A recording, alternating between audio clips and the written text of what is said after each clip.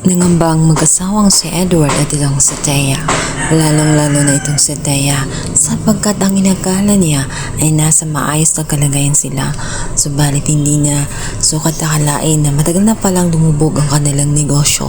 Matagal nang tinatago-tago ni Edward dahil natatakot siya sa anong maging reaksyon ni Thea. Kahit ganun ang nangyari ay walang magawa itong si Thea.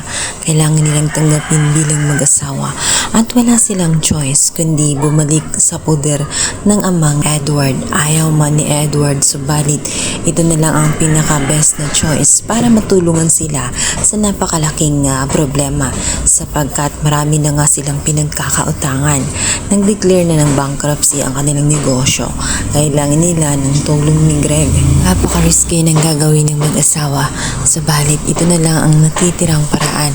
Ayaw man ni Edward dahil alam niya kung gaano madidisappoint ang kanyang daddy. Nalungkot siya maging sa kanyang ina ay nahihiya siyang magsabi sapagkat alam niya na ikakaya siya ng gusto ng kanyang ama at lalo itong mainis sa kanya dahil umaasa ito na mapalagungan ni Edward ang naturang negosyo. Tuman nga ang ilang araw, hindi pa rin nagsasalita itong si Edward sapagkat natatakot siya sa kung ano ang magiging reaksyon nitong si Greg.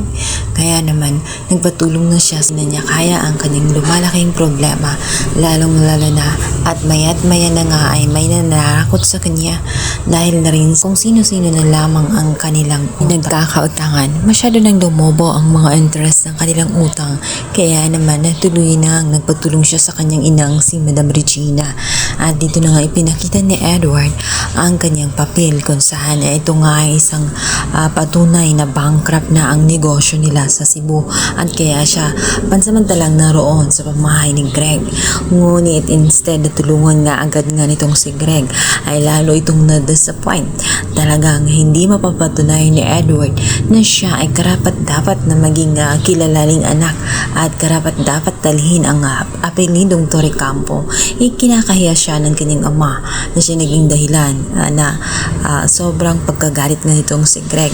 Naroon na nga halos saktan nga ni Greg ang kanyang anak na si Edward. Hindi alam ng totoong Torrecampo na habang sila ay nagtatalo ay nasa likuran nitong si Thea, nag-o-observe at nakikinig sa away ng magpamilya.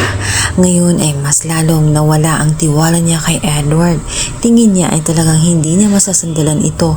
Isa itong napakahinang lalaki at walang kakayahan. Hindi niya makuha ang kanyang gusto at ang kanyang mga ambisyon ay talagang nauudlot lamang. Lumalala ang tensyon ng mga Torrecampo. Ano kaya ang magkakayang gawin nga nitong si Thea alang-alang sa kanyang katayuan sa mga Torrecampo? Yan ang ating pakaabangan sa lalong umiinit na tagpo na House of Lies.